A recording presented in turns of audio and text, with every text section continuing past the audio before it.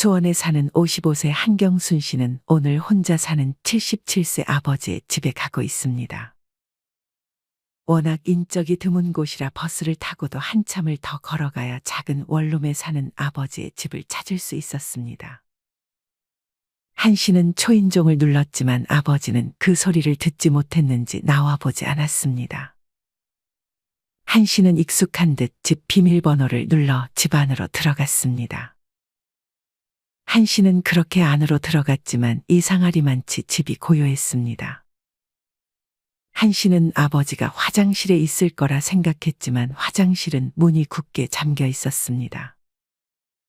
한 씨는 문을 두드려 아버지를 불렀지만 화장실 안에서는 아무 대답이 없었습니다. 한 씨는 아버지가 안에서 사고를 당했다고 생각해 문 손잡이를 부수려고 집안에 있는 물건들을 찾았습니다. 한 씨가 집안에 있던 소화기로 문을 내리치려던 순간 현관문이 열리는 소리가 들렸습니다. 집 안으로 들어온 사람은 다름 아닌 한 씨의 아버지였습니다. 너 뭐해? 한 씨가 화장실 문을 부수려고 소화기를 내리치려는 장면을 본 아버지가 놀라 물었습니다. 아버지, 어디 갔다 오신 거예요? 화장실 안에서 혹시나 잘못되신 줄 알고 놀랬잖아요. 그래서 화장실 문을 부시려고 한 거야. 그럼 어떡해요? 근데 이 문은 고장났어요? 고장난 지 좀 됐어. 말씀을 하시죠. 요 앞에 화장실 쓰면 돼. 당장 사람 불러드릴게요. 그건 그렇고 어디 갔다 오신 거예요? 심심해서 요 앞에 돌아다니면서 박스 좀 주웠어. 아직도 폐지 줍고 다니시는 거예요? 이제는 그냥 좀 쉬시라니까. 나 아직 건강해. 운동도 되고 소소하게 용돈 벌이도 되고. 한 씨는 남편과 사별하고 두 아들도 독립을 했기 때문에 아버지에게 자신의 집으로 와서 같이 살자고 했습니다. 하지만 한 씨의 아버지는 그런 딸의 제안을 거절했습니다. 괜히 자식에게 짐이 되기 싫고 혼자서도 잘 살 수 있다고 자신했기 때문이었습니다. 한 씨의 아버지는 심지어 한 씨가 주는 용돈을 받으려고 하지도 않았습니다. 여기 10만 원 놓고 갈게요. 나 돈 충분해. 너 맛있는 거 사 먹어. 근데 무슨 일 있어? 원래 주말에만 오는데 웬일로 평일에 왔어? 한 씨의 아버지는 딸이 오던 날에 오지 않고 다른 날에 오자 의아한 마음에 물었습니다. 그게 그냥 요새 자꾸 불행하다는 생각이 들어서요. 그러다 보니 소비를 하게 되고 그렇게 소비를 해도 마음은 안 채워지는 악순환이 반복되는 것 같아요. 모아놓은 돈들도 줄어들기만 하고 그러면 또 불안감이 몰려오고. 나이 들면 아무래도 돈이 중요하잖아요. 근데 어떤 소비를 줄여야 할지를 모르겠어요. 그럼 사람을 잘못 찾아온 것 같은데. 이 아빠가 지금 왜 이렇게 살고 있는지 너는 알잖아. 한 씨의 아버지는 사실 이전까지 꽤나 좋은 직장에 다니면서 후배들에게 존경받는 상사였습니다. 한 씨는 아내가 세상을 떠나기 전까지도 아내와 주변 사람들이 부러워할 만한 삶을 살고 있었습니다. 한 씨의 아버지는 퇴직을 하고 골프 등의 취미 생활을 즐겼습니다. 그리고 퇴직금을 목돈으로 한 번에 받아 막내 아들의 결혼 비용으로 사용했습니다. 한 씨는 자식들에게 무리해서 도움을 줬고 퇴직 후에 즐기던 취미들을 지속적으로 즐겼습니다. 이후 한 씨는 국민연금을 받긴 했지만 모아놓은 목돈들이 점점 빠져나가고 있었고 모은 돈이 거의 없었습니다. 한 씨는 뒤늦게 자신의 행동을 후회했습니다. 하지만 그것을 깨달았을 때는 너무 늦은 때였고 그맘쯤 아내의 건강마저 악화되어 세상을 떠나게 되면서 비참한 노후를 피할 수 없었습니다. 한 씨의 아버지가 무리해서 지원해준 막내 아들은 지원을 받고 나서 아버지를 잘 찾아오지 않았고 한 씨의 다른 동생들도 아버지가 막내 아들만 잘해줬다는 이유로 한 씨와 연을 끊은 상태였습니다. 한 씨만이 유일하게 아버지와 연을 이어가고 있었습니다. 그래서 아버지처럼 후회하기 싫어서 이렇게 찾아온 거예요. 나를 불행하게 만드는 소비라. 몇 가지가 생각이 나긴 하네. 제일 먼저 생각나는 건 취미 활동에 지나치게 많은 지출을 했다는 거야. 취미 활동이요? 그래도 나이 들면 취미 활동 하나쯤은 가지는 게 좋지 않아요? 그렇긴 하지. 문제는 돈이 많이 나가는 취미에 꽂히면 그때부터 주머니에서 돈이 줄줄 새는 거지. 한씨 아버지의 취미는 사진 찍기와 술이었습니다. 하긴, 아버지가 엄마랑 그것 때문에 많이 싸우긴 하셨죠. 카메라도 자주 바꾸셨잖아요. 찍다 보니 아쉬운 점들이 생기고 또 욕심이 생겨서 더 비싼 것들을 찾게 되는 거지. 아버지 골프도 치셨었잖아요. 맞아. 골프도 한 번 치면 몇십만 원 깨지는 건 기본이었어. 하지만 제일 아까운 소비는 아무래도 술이었던 것 같아. 한씨의 아버지가 말한 나를 불행하게 하는 소비 첫 번째는 돈이 많이 나가는 취미 활동, 그 중에는 술도 포함되어 있었습니다. 한씨의 아버지는 술 중에서도 와인을 좋아했습니다. 한씨의 아버지는 와인 관련 모임에 항상 참여해서 밥을 먹었는데 한 끼를 먹을 때마다 1인당 7만 원에서 8만 원 정도를 지출했습니다. 거의 일주일에 한 번씩 만나는 모임이었고 게다가 혼자서 술을 즐기는 날도 많았던 데다 친구들과 또 따로 술을 마시는 걸 즐겼으니 이제껏 술을 마시며 쓴 지출이 상당했습니다. 한씨의 아버지는 또한 술이 세서 한두 병을 마시고는 취하지도 않았습니다. 적게 마시고 취하는 사람들이 이 아빠는 참 부러웠지. 너도 술 좋아하잖아.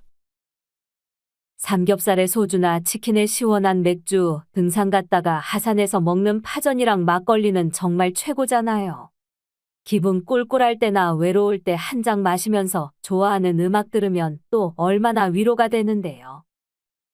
그 정도는 괜찮은 것 같아. 다만 어디 밖에서 마시거나 친구들이랑 마시는 것만 줄이면 돼. 한씨의 아버지는 술 외에도 취미 생활을 가지되 이왕이면 돈이 많이 들지 않는 취미 생활을 가지고 초반부터 비싼 장비를 사지 말라고 조언했습니다. 한씨 아버지의 말처럼 사실 취미를 시작하기에 앞서 고급 장비부터 구매하는 분들이 계십니다.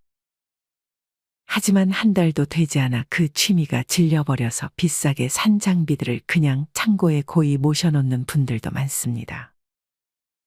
어떤 취미를 시작할 때는 저렴하게 장비를 구하고 적어도 3개월은 해본 후 내가 계속 이 취미를 할 수 있을 것 같을 때 장비를 아주 조금씩 업그레이드 하는 것이 좋은 것 같습니다. 사실 제일 피해야 할 취미는 무언가를 수집하는 취미인 것 같습니다. 예를 들어 컵을 수집하거나 피규어, 음반, 값비싼 와인 등이 해당할 수 있습니다. 만약 이런 물건들을 위해 수납장을 따로 마련한다면 또 그곳을 채우기 위해 불필요한 것들을 마구 구매하게 될 것입니다. 물론 나중에 내가 또 비싸게 팔 수 있는 물건들이라면 투자라고 생각할 수도 있지만 대개는 그런 것까지는 고려하지 않을 것입니다. 또한 이런 소비가 습관이 되어버리면 정말 돈이 빠져나가는 건 한순간입니다. 내가 모아놓은 수집품들을 보면 기분이 좋을 순 있겠지만 그게 나중에는 또 다 짐이 됩니다. 이런 취미들은 지양하는 것이 좋고 만약 무언가 즉흥적이고 충동적으로 구매하고 싶은 물건이 있다면 지금 당장 구매하는 것이 아니라 일주일 후에 사자고 생각하는 것이 좋습니다. 만약 그때까지 사고 싶은 마음이 들면 구매를 하는 것입니다. 하지만 대개는 일주일 사이 구매하고 싶은 욕구가 사라져 버리는 경우도 많습니다.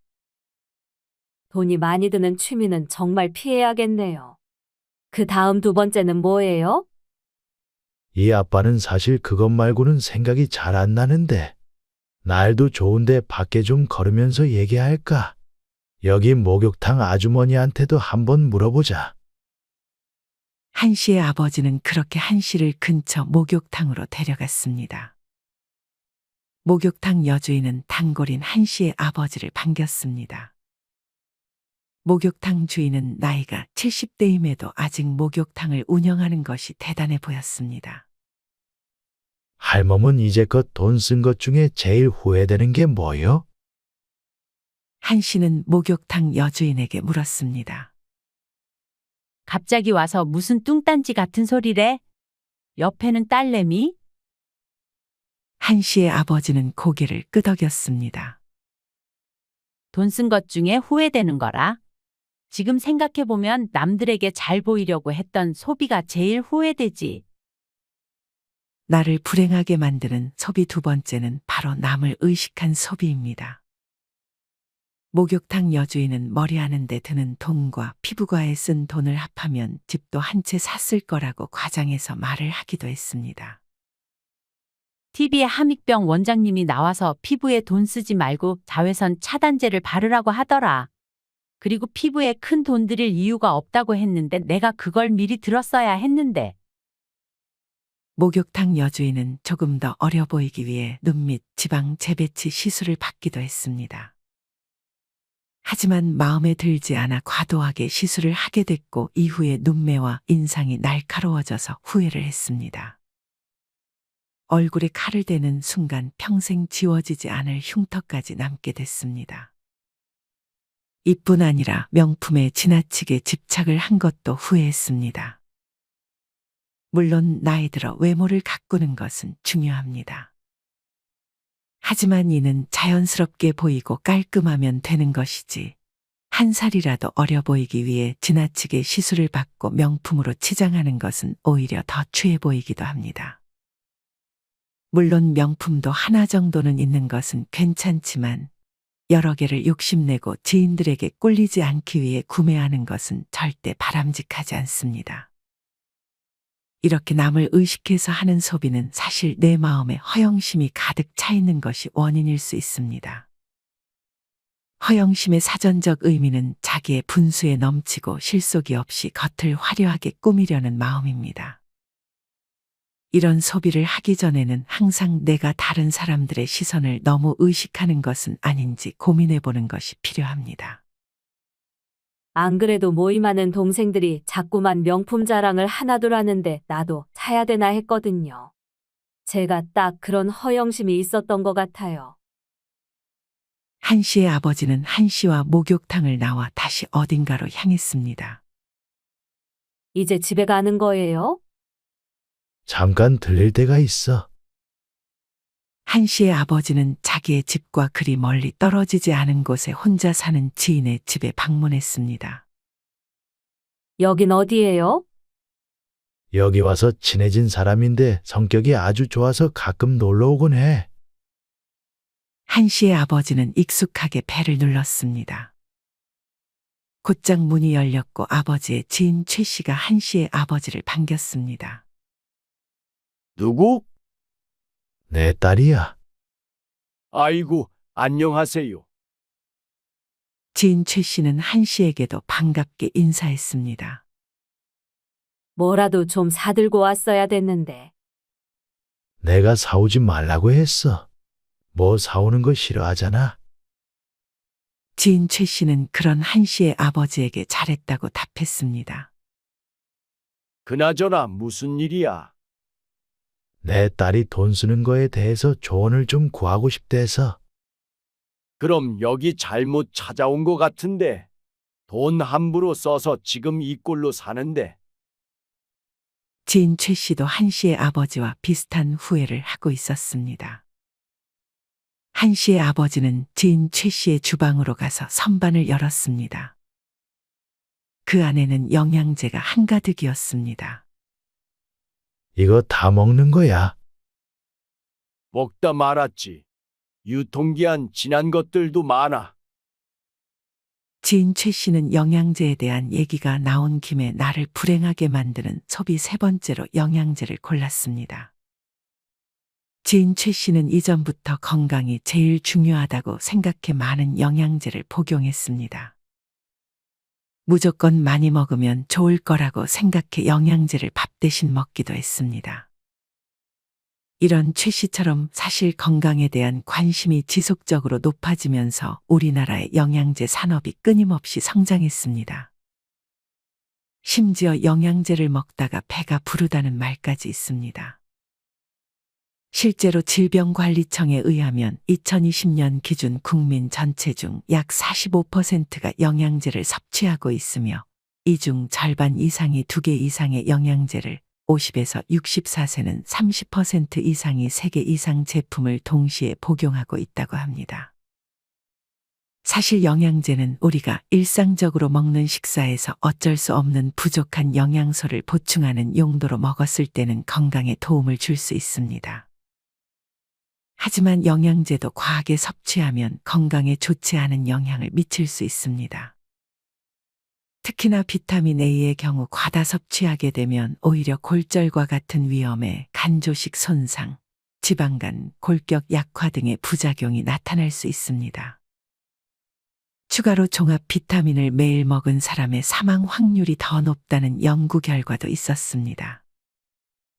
미 국립암연구소의 최근 연구 결과, 연구를 주도한 교수는 수명 연장을 위해 종합 비타민제를 복용하는 것을 지지하지 않는다는 입장을 밝힌 바 있습니다.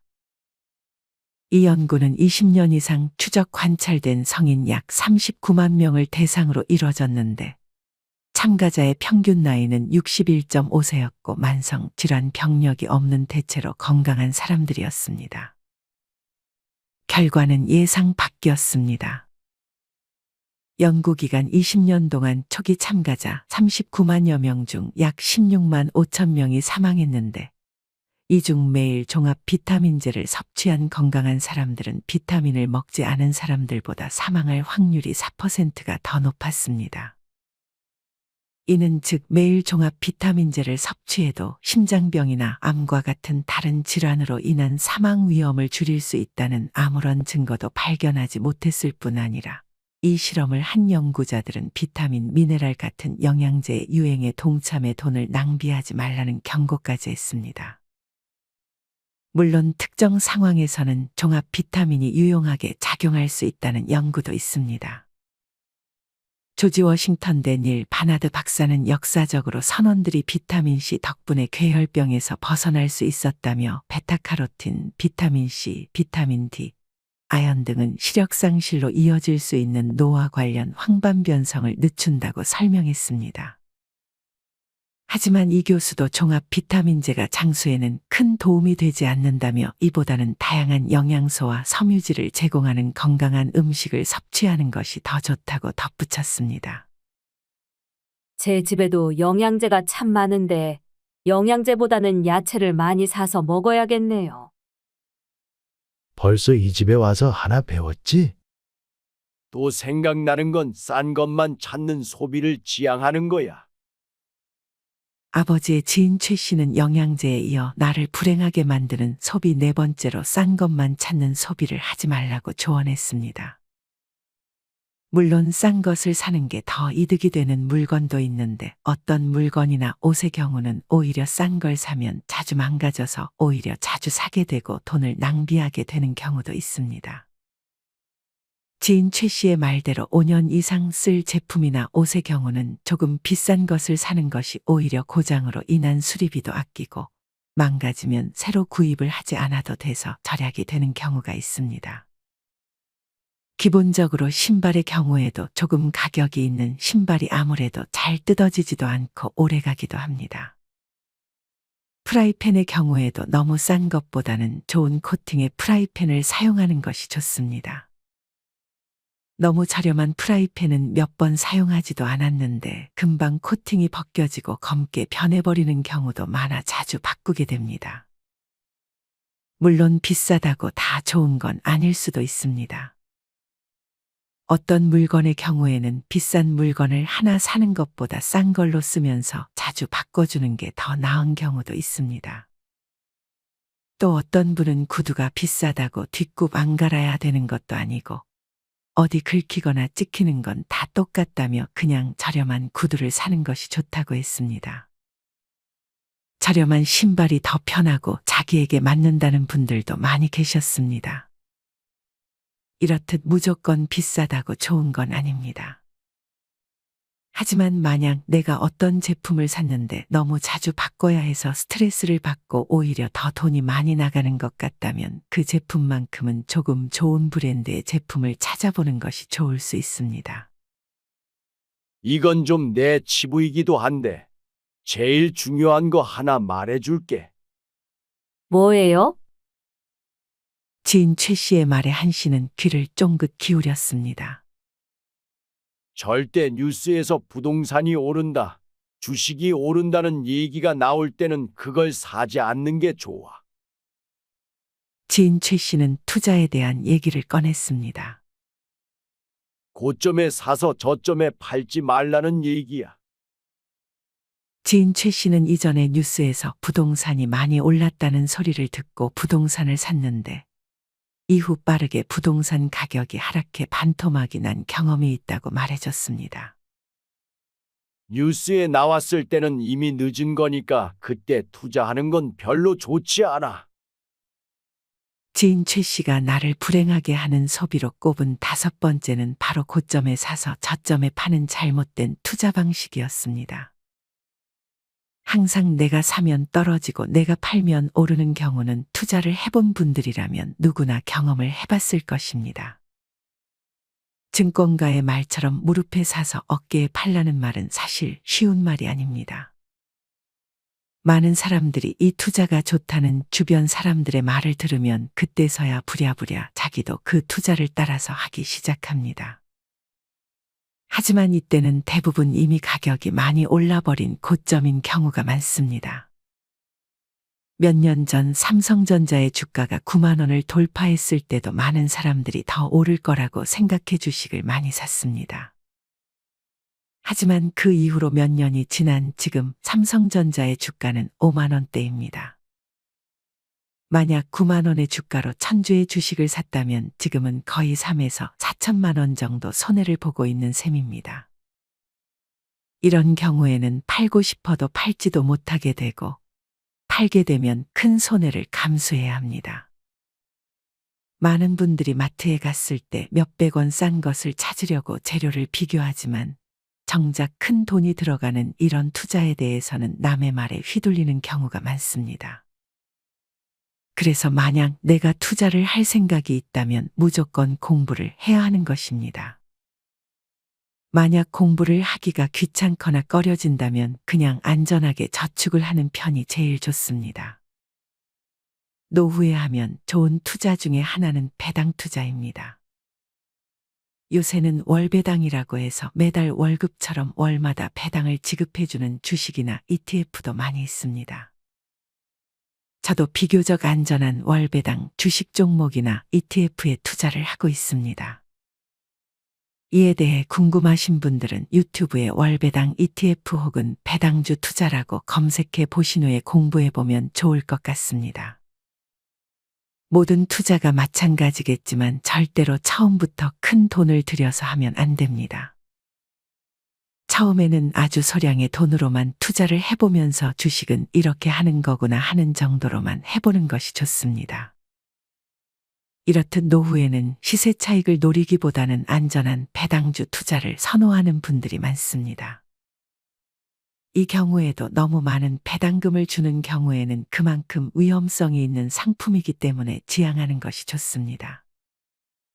이 영상을 보시는 분들 모두가 투자 공부를 꾸준히 해서 내 돈을 안전하게 지키면서 적당한 배당금을 받아서 노후를 즐기셨으면 좋겠습니다. 투자는 생각도 안 하고 있었는데 배당금이라는 말이 참 매력적이네요.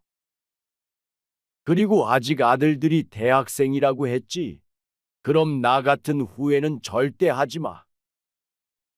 지인 최 씨는 마지막으로 나를 불행하게 만드는 소비로 자식들의 교육비를 뽑았습니다. 지인 최 씨도 자식들을 위해 젊은 시절 상당한 돈을 썼습니다. 하지만 지금 최 씨의 자식들은 최 씨와 마찬가지로 힘겹게 살아가고 있습니다. 최 씨는 교육비를 줄여야 한다는 걸 알면서도 자식들을 위해 점점 더 많은 교육비를 썼다며 후회했습니다.